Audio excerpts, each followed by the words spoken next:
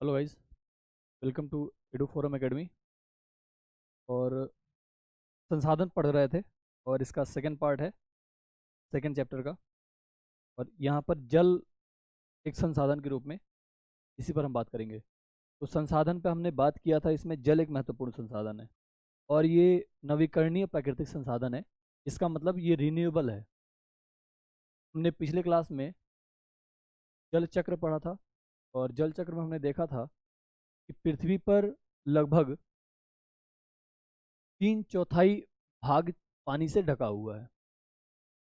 अब ये पानी हमेशा से पृथ्वी पर मौजूद रहा है और हमेशा इतना ही रहेगा। ये ना कम होना है ना इसको बढ़ना है।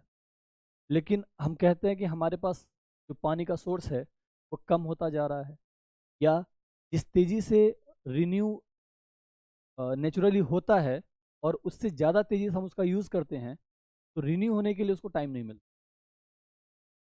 तो जल क्योंकि एक बहुत महत्वपूर्ण संसाधन है, हम इसका यूज़ करते हैं खेती के लिए, पीने के लिए, वनस्पतियों के लिए। और जल होने के कारण पृथ्वी को नीला ग्रह भी कहा जाता है, क्योंकि ऊपर से देखने पर ये ब्लू दिखाई देता है। ठीक है। अब एक बहुत ही महत्वपूर्ण संसाधन होने के बावजूद हम इसका इस्तेमाल अविवेक पूर्ण ढंग से करते हैं।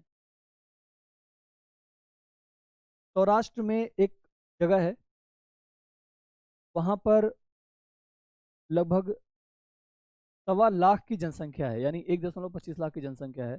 और वहाँ पर पानी का मार्केट लगता है, जहाँ पर पानी खरीदा जाता है। तालुके से, आसपास के गांवों से लोग पानी को खरीदने आते हैं। सपोज करिए कि आपके यहाँ भी धीरे धीरे पानी खत्म होने लगे और आपको रोज की जीवनचर्या के लिए पानी की उपलब्धता ना हो, तो आपके लिए कितनी समस्या होगी। इसलिए क्योंकि जल एक बहुत महत्वपूर्ण संसाधन है और महासागरों में सत- लगभग 70% पार्ट पर पृथ्वी के जल ही जल है। लेकिन हम सारा पानी यूज नहीं कर सकते। हम साफ पानी यूज करते हैं और साफ पानी हमें कहाँ मिलता है? ग्लेशियर्स में। और ये ग्लेशियर्स बहुत बड़े बड़े होते हैं, ज़्यादातर आपकी पहुंच से बाहर होते हैं। ग्रीनलैंड, कनाडा, अंटार्कटिका, वहाँ पे बहुत बड़े बड़े ग्लेशियर्स हैं, लेकिन हमारी पहुंच से बाहर हैं। पर्वतों पर भी कुछ ग्लेशियर्स हो पाए जाते हैं, जैसे अभी आपने सुना उत्तराखंड में एक ग्लेशियर टूट गया। तो ये सोर्स है जहाँ से हमें पानी मिलता है। इसके अलावा हमने देखा था कि नलकूपों से जमीन के अंदर से हम पानी निकालते हैं, फिर बारिश होता है, वो भी साफ पानी का एक सोर्स है। और जल चक्र में हमने यही देखा था कि समुद्र का पानी खारा है, वहां से पानी छन करके आता है हमारे पास बारिश के रूप में, साफ पानी मिलता है और वही पानी हम यूज करते हैं। अब ये चक्र, जल चक्र होने में एक समय लगता है। जैसे हर साल सपोज करिए कि पृथ्वी ने 100 लीटर पानी रिन्यू किया और आपकी यूज करने की क्षमता है 120 लीटर, तो 20 लीटर एक्स्ट्रा पानी आप कहाँ से लाएंगे? राइट। तो इसके लिए जल संरक्षण की बात की जाती है। और अब तक आपने ये समझा होगा कि पानी सबसे इम्पॉर्टेंट है अर्थ के लिए, इसी के वजह से यहाँ पर जीवन है। राइट। तो बात आती है जल की उपलब्धता और इसकी समस्या। तो जल की उपलब्धता आपके यहाँ है, लेकिन पूरी पृथ्वी पर हर जगह नहीं है। ठीक है। जो कहाँ कहाँ नहीं है, ये आपको जानना थोड़ा सा जरूरी है। अधिकांश अफ्रीकी देश, हमने मांबा को पढ़ा था। मांबा पानी लेने के लिए कम से कम 3 से 4 मील पैदल जाता है। राइट। तो ज़्यादातर अफ्रीकन कॉन्टिनेंट, पश्चिमी एशिया, दक्षिण एशिया, पश्चिमी संयुक्त राज्य अमेरिका के भाग और उत्तर पश्चिमी मैक्सिको, दक्षिणी अमेरिका के भाग और ज़्यादातर ऑस्ट्रेलिया में साफ पानी की कमी है। राइट।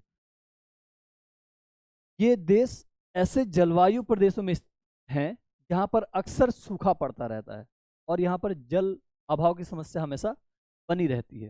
राइट। इस तरीके से मौसम ही, या कहें कि नेचर ही जल को रिन्यू करता है और वो रिन्यूएबल सोर्स इन जगहों पर नहीं पहुंच पाता, तो यहाँ पर जल की कमी है। आपके यहाँ पहुंचता है, लेकिन सपोज कि जितना नेचर उसको रिन्यू कर रहा है, आपकी क्षमता अगर उससे ज़्यादा खर्च करने की है, तो बचा हुआ भाग कहाँ से आएगा पानी का? जाहिर सी बात है, आपके यहाँ भी भविष्य में कभी मार्केट होगा पानी का और पानी आप खरीदेंगे। ये काम भी शुरू हो ही गया है। राइट। तो ये जल की उपलब्धता और समस्या हो गई, इसलिए इसके संरक्षण की बात की जाती है। अब संरक्षण की बात की जाती है तो संरक्षण किस चीजों चीजों से हो सकता है? तो जल को ज्यादातर नुकसान हम पहुंचाते हैं खेती के द्वारा, ठीक है। और इसके अलावा आप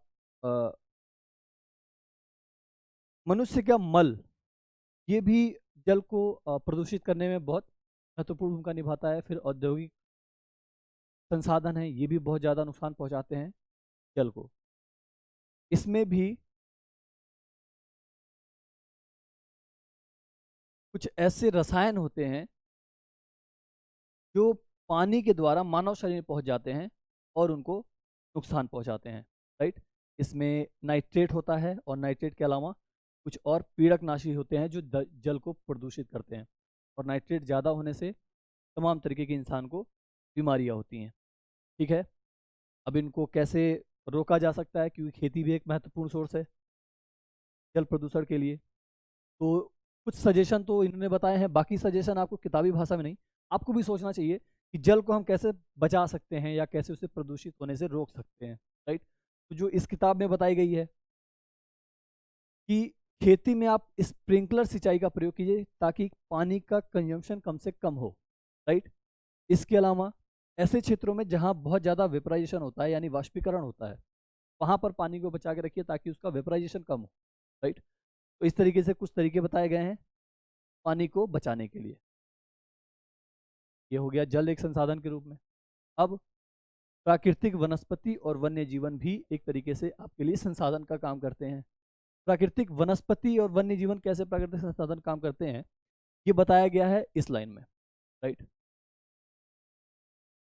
शॉल आप इस्तेमाल करते हैं, वो शहतूत के कीड़ों से बनाए जाते हैं, रेशम का शॉल। और ये शहतूत का पेड़ होता है, उस पर कीड़ों का पालन किया जाता है, तो पेड़ आपके लिए इंपॉर्टेंट हो गया और वो कीड़े भी इंपॉर्टेंट हो गए जिनसे शॉल बन रहा है। फिर लकड़ी के खेलने के सामान, ये वन ही हमको उपलब्ध कराते हैं। इसके अलावा खाने में भी बहुत सारी चीज़ें आप जो इस्तेमाल करते हैं उसमें प्रकृति की बहुत इम्पोर्टेंट रोल होता है, राइट। यहाँ पर प्राकृतिक वनस्पति और वन्य जीवन, एक क्वेश्चन पूछा गया था यूपीएससी में कि जैव मंडल क्या है, राइट। और ये इसका आंसर आपको मिलेगा 8th क्लास की एनसीईआरटी की बुक में। ऊपर जो हमने कहानी देखी ये बोरिंग हो सकता है, खासकर उन बच्चों के लिए जिन्होंने थोड़ी पढ़ाई करी हो, लेकिन ये बेसिक चीज़ जो आपके एग्जाम में आईएएस के एग्जाम तक में पूछा गया है, ये आपको कहीं से जानने की जरूरत नहीं है, सिर्फ एनसीईआरटी पढ़ेंगे उसका आंसर मिल जाएगा। कभी यूपीएससी ने अगर जैव मंडल पूछ लिया, उसके बाद से इकोलॉजी पर पूरा एक किताबें लिखी जाने लगी, बहुत सारे राइटर आ गए और इकोलॉजी 12th तक की इकोलॉजी पढ़ाई जाने लगी। आप एनसीईआरटी पढ़िए, वहीं से आपको सबसे बेस्ट आंसर्स मिलेंगे। चलिए, तो आपको यहाँ जानना है कि जैव मंडल क्या होता है। प्राकृतिक वनस्पति और वन्य जीवन केवल स्थल मंडल, जल मंडल और वायुमंडल के बीच जुड़े हुए हैं। जैसे, इसको जरा ध्यान से समझना है। ये हो गया जल मंडल, राइट। ये हो गया स्थल मंडल, और एक मैं और बना दूं वायुमंडल।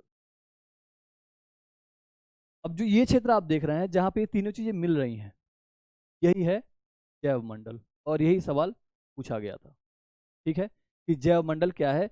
जहाँ पे जल मंडल, स्थल मंडल और वायुमंडल मिलते हैं, उसके एक बहुत ही संकरे भाग को जैव मंडल कहा जाता है, और यहीं पर जीवन की सबसे ज़्यादा संभावनाएं पाई जाती हैं, ठीक है।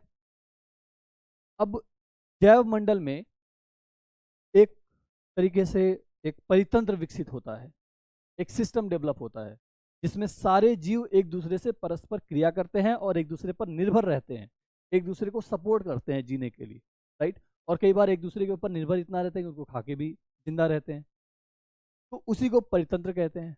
अब इसको बुक की लैंग्वेज में, सभी जीवित जातियां जीवित रहने के लिए एक दूसरे से परस्पर संबंधित हैं और इन आपस में निर्भर रहती हैं, इसी जीवन आधारित तंत्र को हम क्या कहते हैं, परितंत्र।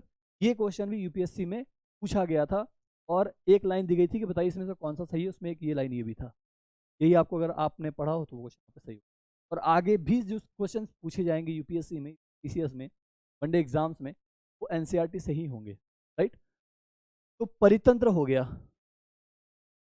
ध्यान रखना है कि जीव एक दूसरे से जुड़े रहते हैं, एक दूसरे पर निर्भर रहते हैं, परितंत्र की ये विशेषता है, ठीक है।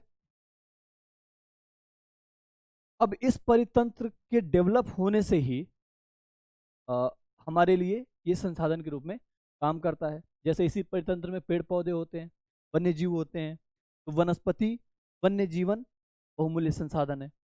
पौधे हमें इमारती लकड़ी देते हैं, प्राणियों को आश्रय देते हैं, ऑक्सीजन देते हैं जो सबसे जरूरी है, हमें सांस लेने के लिए इम्पॉर्टेंट है। फसलों को उगाने के लिए मृदा की सुरक्षा करते हैं ये वन, राइट। रक्षक मेखला के रूप में, अभी हमने पिछली क्लास में देखा था कि रक्षक मेखला क्या होता है, उसके रूप में काम करते हैं। और भूमिगत जल यानी अंडरग्राउंड वाटर के लेवल को बनाए रखने में भी एक महत्वपूर्ण रोल निभाते हैं, ठीक है। ये हमें फल, लैक्टस, तारपीन का तेल, गोंद, औषधीय पौधे और कागज देते हैं। औषधीय पौधा एक होता है ब्रह्म कमल, एक औषधीय जड़ी बूटी है, ये हमें उसी परितंत्र से मिलता है, और ये वन का एक महत्वपूर्ण भाग है। तो वनस्पति आपके लिए एक महत्वपूर्ण संसाधन हो गया। अब ये सारे संसाधन है और इस संसाधनों को आपको जानना है और जान के फिर इसके संरक्षण पर बात करनी है। इसी संरक्षण के क्रम में भारत में एक समय ऐसा आया जब गिद्धों की प्रजातियां अचानक से कम होने लगी। तो अब गिद्ध का क्या रोल है हमारे परितंत्र में? तो गिद्ध एक तरीके से शोधक का काम करते हैं। शोधक मतलब क्या होता है? सफाई करने वाला। गिद्ध क्या सफाई करते हैं? जानवर है, जानवर मर गए, अब मरेंगे तो वो सड़ेंगे, सड़ने की वजह से तमाम तरह के केमिकल्स उसमें से रिएक्ट होते हैं, तमाम तरीके उसमें और प्रोटोजेवा और वायरस और बाकी चीज़ उसमें होती हैं, तो उनको सफाई करने का काम करते हैं गिद्ध। अब सपोज करिए गिद्ध खत्म हो गए, तो जो जानवर मरते हैं उनकी लाशों को खत्म कौन करेगा, राइट? ये काम गिद्ध करते थे। अब इनकी जब जनसंख्या कम होने लगी, इस पर रिसर्च किया गया क्या प्रॉब्लम है। तो एक दवा आती है डिक्लोफेनिक, एस्प्रिन और इबुप्रोफेन। ये एक पीड़ानाशी होता है जो ज़्यादातर गाय और भैंसों में यूज़ किया जाता है, राइट। बाकी जानवरों में यूज़ किया जाता है। इससे मवेशियों का उपचार तो हो गया, लेकिन जब वही मवेशी मर जाते और उनको गिद्ध खाते तो उससे गिद्ध भी मरने लगे, इससे उनकी किडनी खराब होने लगी, राइट। तो अब इस पर रोक लगाने की बात की जा रही है। इस तरीके से गिद्ध भी हमारे लिए एक इंपॉर्टेंट सोर्स, ठीक है। अब इनको संरक्षित करने के प्रयास किए जा रहे हैं। अब ये हो गया वन की बातें। वन्य जीवन और जलीय जीवन ये हमारे लिए महत्वपूर्ण होते हैं। जंतु, पक्षी, कीट और जलीय जीव, ये हमें दूध, मांस, खाल, ऊन देते हैं। अब ये सारी चीजें आपके जीवन में कितनी इंपॉर्टेंट है, राइट। कीट जैसे कि मधुमक्खी होती है, हमें शहद देती है, फूलों के परागण में मदद करती है और परितंत्र में अपघटक के रूप में एक महत्वपूर्ण भूमिका निभाते हैं। अपघटक क्या होता है कि परितंत्र में नए जानवर आते हैं, पुराने जानवर मरते हैं, तो गिद्ध जैसे जानवर खा जाते हैं, कुछ ऐसे जीव होते हैं जो सड़ते रहते हैं, राइट। फिर उनका भी अपघटन होगा। अगर नहीं होगा, जैसे सपोज करिए हिरन है, तो हिरन की जनसंख्या को नियंत्रित करता रहता है शेर। सपोज करिए सारे शेर मर गए और गिद्ध ही सॉरी हिरन ही हिरन हो गए, तो हिरन हो गए। अब हिरन की संख्या जैसे बढ़ने लगी तो घास, हिरन क्या खाता है? घास। धीरे धीरे आपके परितंत्र में घास की संख्या कम होने लगेगी, राइट। फिर भूमि सूखी हो जाएगी, फिर वो बंजर हो जाएगा और उसके बाद से उसमें मरुस्थलीकरण तेजी से होने लगेगा। तो इसलिए उस परितंत्र के लिए जितना जरूरी हिरन है उतना ही जरूरी शेर भी है, राइट। और इसी तरीके से जब अब शेर कैसे, ज्यादातर अगर शेर ही ज्यादा हो जाए तो फिर हिरन नहीं बचेंगे। तो शेर को जब मर जाए तो उसको कौन खाएगा, राइट। शेर के कुछ पार्ट तो बाकी जानवर खा लेते हैं, लेकिन उसमें जो छोटे छोटे कीड़े लगते हैं वो फिर उसे अपघटित करते हैं, यानी उसके सेल्स को तोड़ते हैं वो, राइट, और फिर वो मिनरल में बनते हैं और वही जमीन में सड़ के गल के फिर एक तरीके से दूब उगता है। तो इसे कहते हैं, इसे हम बाद में पढ़ेंगे नेक्स्ट क्लास में। ये एक चक्र होता है, जैसे जल चक्र होता है उसी तरीके से पृथ्वी पर बहुत तरीके के चक्र चलते हैं, तो इसके बारे में हम बाद में पढ़ेंगे, राइट। कुल आपको यहाँ पे समझाने का मतलब ये है कि ये सारे वन्य जीवन, वनस्पति और जीव जंतु परितंत्र का हिस्सा है, और परितंत्र में हम रहते हैं और परितंत्र पर निर्भर हैं, तो हम भी इस पर निर्भर करते हैं, राइट। अब ये हो गया प्राकृतिक वनस्पति के बारे में। प्राकृतिक वनस्पति का वितरण क्या है? तो वनस्पति के डेवलप होने में जो सबसे महत्वपूर्ण भूमिका निभाता है वो है टेम्परेचर और ह्यूमिडिटी, यानी तापमान और आर्द्रता। तो जहां पर तापमान और आर्द्रता दोनों एक बैलेंस रूप में होगा, वहां पर ये परितंत्र ज़्यादा विकसित होगा। जैसे हमने देखा था इक्वेटर पर, राइट, इक्वेटर पर इतने बड़े बड़े जंगल हैं और इतने घने जंगल हैं कि वहाँ पर ज़मीन पे सूर्य की रोशनी तक नहीं पहुँच पाती। पत्ते बड़े बड़े होते हैं, पेड़ बहुत ऊंचे होते हैं, नीचे भी कई तरीके की झाड़ियों का लेयर होता है। अब आप जैसे जैसे ऐसे क्षेत्र में जाइए जहाँ पर तापमान ज़्यादा हो लेकिन आर्द्रता ना हो, एग्जाम्पल रेगिस्तान। तो रेगिस्तान में आपको तापमान तो ज़्यादा है लेकिन आर्द्रता ना होने की वजह से क्या होता है, जीव जंतु और वनस्पतियाँ उस तरीके से डेवलप नहीं होती हैं, राइट। तो इसमें टेम्परेचर और ह्यूमिडिटी, इस पर ये निर्भर करता है वनस्पति। और विश्व की वनस्पति के प्रमुख प्रकारों में 4 तरीके के वनस्पतियाँ होती हैं। जैसे एक को हम वन कहते हैं, वन हमने देखा था, सदाबहार वन, पर्णपाती वन, कटीले वन, टुंड्रा, राइट, और इसी तरीके से घास स्थल, गुल्म और टुंड्रा, ये वनस्पति के प्रकार हैं। अब जहाँ पर भारी वर्षा होगी वहाँ पर विशाल वृक्ष उगते हैं, और जैसे जैसे हम ऐसे क्षेत्रों में जाते हैं जहाँ पर वर्षा कम होती जाती है, वैसे वैसे वनस्पतियों के प्रकार में भिन्नता आती है। तो जहाँ पर विशाल वृक्ष उगते हैं वो वन हो गए, और इसी तरीके से जैसे जैसे आर्द्रता कम होती जाती है वैसे वैसे वन कम होते जाते हैं, फिर घासें बढ़ती जाती हैं, राइट। और इसमें हमने कई तरह की घास भी देखे थे, ठीक है। फिर ऐसे क्षेत्र आते हैं जहाँ पर कम बारिश होता है, शुष्क प्रदेश होता है, वहाँ पर कटीली झाड़ियाँ होती हैं या गुल्म होते हैं, राइट। और इस तरीके से जो कटीली झाड़ियाँ होती हैं वहाँ पर टेम्परेचर ज़्यादा है, ह्यूमिडिटी कम है, तो अपनी ह्यूमिडिटी को बचाने के लिए उनकी जड़ें जमीन में काफ़ी गहरी चली जाती हैं। ये विशेषता है रेगिस्तानी क्षेत्र के वनस्पतियों की, ठीक है। इसी तरह ये तो रेगिस्तान जहाँ पर टेम्परेचर ज़्यादा होता है, लेकिन हमने कहा था कि एक और रेगिस्तान होता है ठंडा रेगिस्तान, तो इसको बोलते हैं शीत ध्रुवीय प्रदेश। इन प्रदेशों में ज़्यादातर मांस और लाइकेन पाए जाते हैं, राइट। अब वनों के बारे में हमने बात किया था कि पत्तियों को गिराने के आधार पर वन कई तरीके होते हैं, जैसे सदा हरित वन, ये हमेशा हरे भरे रहते हैं क्योंकि इसमें तमाम तरह के स्पीसीज होते हैं पेड़ों के। अब हर स्पीसीज का समय अलग अलग होता है पत्ते गिराने के। तो एक समय ऐसा आता है जब एक पेड़ ने अपनी सारी पत्तियां गिरा दी, लेकिन उसी के बगल में जो पेड़ खड़ा है उसकी सारी पत्तियां नहीं गिरी हैं, तो वैसा क्षेत्र हमेशा हरा भरा रहता है। इस क्षेत्र को बोलते हैं सदा हरित वन। और एक होता है पर्णपाती वन, यहाँ पर एक समय एक ही स्पीसीज के कई सारे पेड़ होते हैं इस जगह पे, और एक समय ऐसा आता है जब सारे पेड़ अपनी पत्तियां गिरा देते हैं, तो इसको हम क्या बोलते हैं, पर्णपाती वन, राइट। और इसको हमने बहुत डिटेल में पढ़ा भी था, ठीक है, ये पिछले क्लास में हमने पढ़ लिया था, राइट। ये वन्य जीवन हो गए, वनस्पति हो गई, ये कितने महत्वपूर्ण संसाधन है ये आपने देखा, इसमें क्या क्या होता है ये आपने देखा। अब इनके संरक्षण की बात की जाती, तो संरक्षण इसका इसलिए जरूरी है क्योंकि मानव हस्तक्षेप के कारण पौधे और जंतुओं के प्राकृतिक आवास खत्म हो रहे हैं।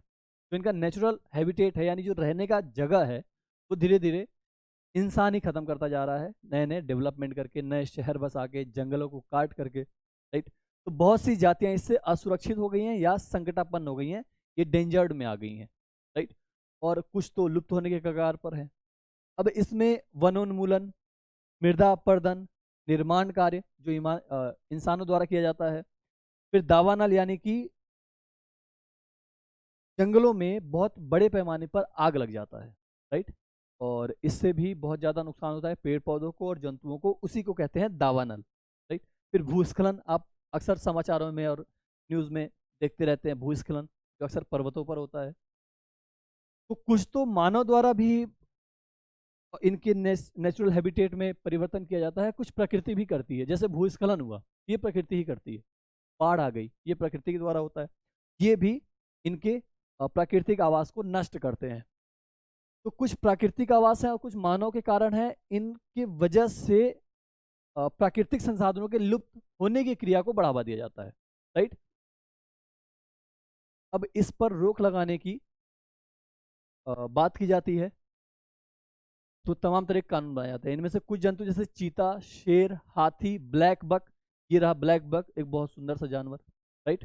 ब्लैक बक, मगरमच्छ, दरियाई घोड़ा, हिम तेंदुआ, शुतुरमुर्ग और मोर, इनके संरक्षण पर काम किया जा रहा है। अभी जरूरत आने पर बाकी जानवरों को भी संरक्षण पर काम किया जाएगा, जैसे जैसे उनकी संख्या कम होती जाएगी। अगर अपने आप उनको हम संरक्षित कर सकें तो बहुत अच्छी बात है। अब इसके लिए क्या किया जाता है? इनके संरक्षण के लिए नेशनल पार्क बनाए जाते हैं, राष्ट्रीय उद्यान, राइट। वन्य जीव अभ्यारण्य बनाए जाते हैं, जैव मंडल निक्य बनाया जाता है। ये हमारी प्राकृतिक वनस्पति और वन्य जीवन को सुरक्षित रखने के लिए इंपॉर्टेंट रोल निभाते हैं। जैसे आप भी अपने कभी पिकनिक मनाने जाएं तो किसी नेशनल पार्क में जाएं या किसी वन्य जीव अभ्यारण्य में जाएं, वहाँ पर देखिए कैसे इनको सुरक्षित किया जाता है, राइट। इसके अलावा संकरी घाटियों, झीलों और आर्द्रभूमि का संरक्षण भी होना चाहिए, और ये भी एक मूल्यवान संसाधन है जो समय के साथ नष्ट हो रहे हैं, ठीक है। तो ये काम किए जाते हैं देश के स्तर पर, जो भारत द्वारा किया गया है। इसके अलावा एक इंपॉर्टेंट चीज है और वो है ICTEC, इसको ध्यान रखिए, CITEC। इसके बारे में भी यूपीएससी ने क्वेश्चन पूछा था, और जैसे ही पूछा तो यहां पर ढूंढने के बजाय इसके ऊपर इस तरीके की और भी अंतर्राष्ट्रीय संस्थाएं हैं जो जानवरों के और प्रकृति के संरक्षण पर, वन्य जीवन के संरक्षण पर काम करती हैं। तो उन सबकी लिस्ट बनाएगी, कब बना, कौन, कहाँ पर उसकी स्थापना हुई, वगैरह वगैरह टाइप की फैक्चुअल चीजें।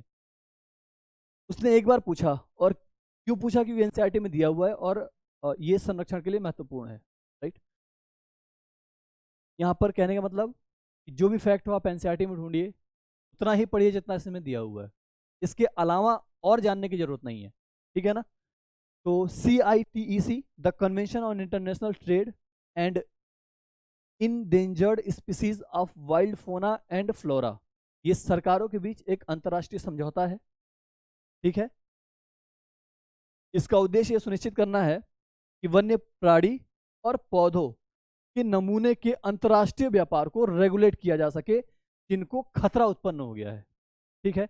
इसमें 5000 पशुओं की जातियां हैं और 28,000 पौधों की जातियां को सुरक्षित किया गया है। जो इंपॉर्टेंट है इसमें भालू, डॉल्फिन, कैक्टस, प्रवाल, आर्किड, एलो, कुछ इसके एग्जाम्पल हैं, और यही एग्जाम्पल एग्जाम में दे दिए गए थे कि बताइए इसमें कौन कौन से एग्जाम्पल, राइट। चलिए, तो ये हो गया आपका 8th क्लास की ज्योग्राफी का सेकंड चैप्टर। अब हम इसके थर्ड चैप्टर को करेंगे नेक्स्ट क्लास में। Thank you very much.